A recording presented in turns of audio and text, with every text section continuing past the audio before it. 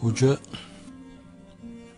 oraya 27 Mayıs'tan sonra Balıkesir Müftülüğü'nden bir manada sürgün olarak gelmişti. 36-37 yaşlarındaydı. Ben de askerlik yapmamıştım. Siyah sakallı, genç bir müftü, gezişi, oturuşu, kalkışı gayet onurluca ve kur bir tip. Hem çevresinde muhabbet hasıl ediyordu, saygı hasıl ediyordu, hem de kendisini sevdiriyordu. Onda ciddi bir peygamber sevgisi görüyordum. Dolu dolu gözlerle anlatıyordu. Ve bana göre aranan bir vaizdi. Ben nadir öyle belki bir iki insana rastladım, büyüklerden. Fakat o yaşta o kadar coşkun, o kadar heyecanlı ve heyecanlarını aynı zamanda dengesiyle, aklıyla, mantığıyla dengeleyebilen, frenleyebilen bir insandı. O ilk günü hiç unutmam. İskemle'de oturduğum gün Hüseyin Top geldi, Edirne vaizi. Bir de yanında bir genç, şöyle bıyıkları yeni çıkmış. Dediler ki bu da Fethullah Hoca dediler, Fethullah Gülen Hoca dediler. O zaman Gülen demiyorlardı, Fethullah Hoca diyorlardı, Fethullah Hoca diyor. Ne o, kim bu? Üç Şerifeli Camii'nin ikinci imamı. Üç Şerifeli Camii'nde Fethullah Hoca Efendi'nin imam olduğu camide gittiğinde farkında değildi. Ben sağ tarafta mihrabım oturdum birkaç defa. Baktım namaz kıldık. Sonra Aşırı Şerif okudu. Sonra tercüme ediyordu cemaate. Hoca Efendi'nin orada iyi bir hoca olduğunu keşfettik evvela. Tabii insan anlar, dilinden anlar insanı. Elhamdülillah dedim, kendi kendime sevindim. Sonra hali de çok, tavrı da çok asilaneydi, çok iyiydi hocanın. Yani bir şey keşfetmiş gibi oldum ben. Yani böyle bir ummadığım bir şey. Hep mihrabiyelerin manasını okurdum. Hatta demişler ki hocaya bu hiç kimsenin yapmadığı bir şey yapıyor. Aşırı Şerif okuyor, bir de manasını söylüyor. Bir gün baktım ki hoca minberin öbür tarafında, ben namaz kıldırdım, Fatiha dedim. Minberin öbür tarafında dinliyor. Doğru diyor mu demiyor mu herhalde, dinlemeye gelmiş. Bana sonra herhalde devam et dedi. Ben de devam ettim yani. Farklı böyle biraz devrik cümlelerle falan yapıyordum. Cemaatin de hoşuna gidiyordu. Ben biraz alındım. Çocukluk bu ya yani. Askerlikte yapmamışsınız. Ben feleğin çemberinden geçmek sayılır. Maal okumadım artık. Namazı kıldırıp ayrılıyorum. Bana sordu zannediyorum. Niye öyle yaptın? Dedim bu adamlara değmez filan. Oğlum bana bak dedi.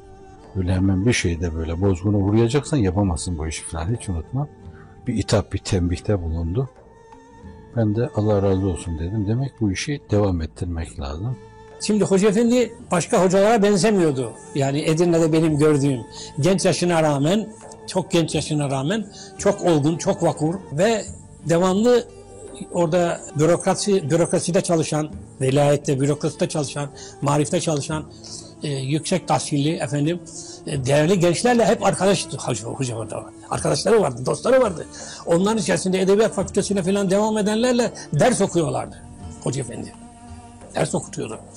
Oradan da benim nazar dikkatimi celbetti.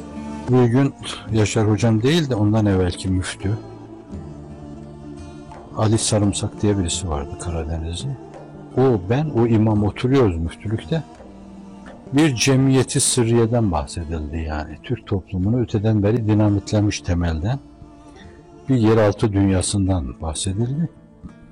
Müftü orada mümaşat yaptı. Gençti biraz, benden yaşlı ama gençti. Mümaşat yaptı. İmama dedi ki, imam çok fütursuz, valiyle çok rahat konuşuyor yani. Bakan yazı onun ayağına gider, öyle bir imam yani. Kadimden gelen bir kredisi var. Müftü mümaşat yaptı. Benim çok canım sıkıldı. Efendim dedi, o cemiyeti sırrıya eskiden öyle olabilir. Fakat zannediyorum şimdi öyle değil. Ben de çocuğum, afaganları yüksek. Vallahi dedim o cemiyeti sırriyenin Allah eskisinin de belasını versin, yenisinin de belasını versin. Adamın da sıkı irtibatı varmış. O cemiyeti sırriye ile çok bozuldu. Hiçbir şey diyemedi yani. Yakama yapışacak hali yoktu yani. Yapışamazdı. Dolayısıyla bir ibrar içinde var. İşte tam gammazlıyorlar. O oturuyor valinin yanında. Hocam dedi gel dedi bazı şeyler konuşalım dedi. Gittik.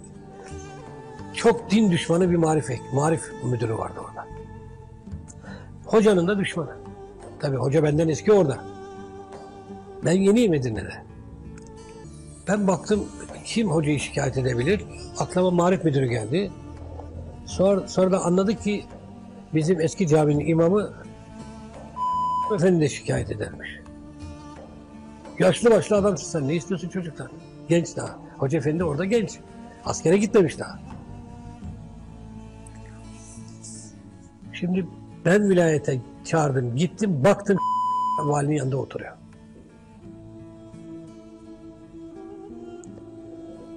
Ben anladım işi.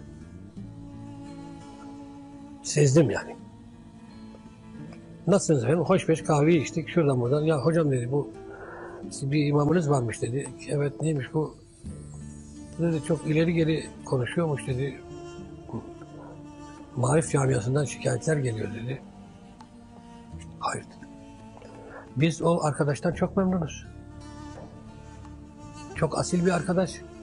Hata yapması bu yolda yapması mümkün değil. Aklı başında bir insan. Ben dedim daha yeniyim Edirne'de. Fakat esas onu tanıması lazım. Onun meziyetlerini bilmesi lazım. Var dedim. Lütfen diye söyleyin. Emir buyurun. Ben de buyursun söylesin dedim. Hoca Efendi'nin meziyetlerini size anlatsın dedim. Nasıl şikayet mucib bir şey olamaz dedim. Efendi başladı valiye. Evet efendim dedi. Çok muhterem bir arkadaşımızdır dedi. Çok iyi hizmetleri var dedi. Bir yanlışlık var bu işte dedi. Elhamdülillah dedim içimden. Çünkü ben söylesem valiyi inandıramam ama o oranın köklüsü yerlisi, oranın asıl insan. Hocadan şikayet eden adamı hocaya methettirdik vali karşısında. Kendisi de hala anlatır o meseleyi ama bana şunu da demişti. Bir insan böyle kirli bir paçavrayı eline alır, yıkayayım, az temizleyeyim diye uğraşırken aynı zamanda tiksinti de duyar. O güzel sözler ağzından çıkarken kalbinden çıkmadığı da belliydi böyle. İreniyor gibi siz sena etti falan demişti, hiç unutmam. Bu da hocanın zekası. Tabii Hoca Efendi ile benim çok yakınlığım oldu. Hoca Efendi ailedenmiş gibi. Hatta annem öldüğü zaman ben unutmuşum, hoca bana hatırlattı. Kabra koyacağız annemi. Mahrem anneme bir insan lazım. Benim oğlum orada ufak olmaz. Annemin kardeşi yok, falanı yok. Ben orada Hoca Efendi'yi çağırmışım. Hoca Efendi sanki bizim anneme akrabaymış, evladıymış kitasına beraber kabre gömmüştür. Evlerine de gidip geliyordum. Böyle ayak işi olursa Allah rızası için seve seve yapmayı düşünüyordum. Bu alaka pekişmişti. Gerçekten de valideleri vefat ettiğinde orada tabii garipti. Yani bir başka mahremi yoktu ki. Bu mahremiyle beraber mezara indirsin. Orada sağa sola baktı.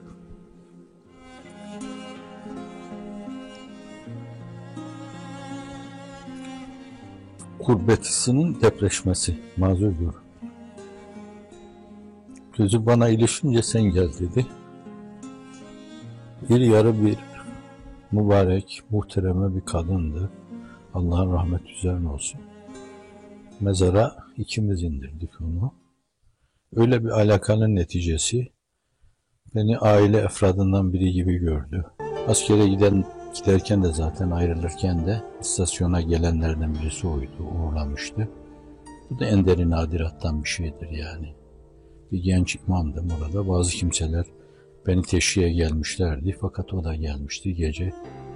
Tren istasyonunda oturmuştu bir miktar beni bindirinceye kadar. Belki duygulanmıştı, belki coşkun bir hisle uğurlamıştı. Dolayısıyla bu alaka devam etmişti.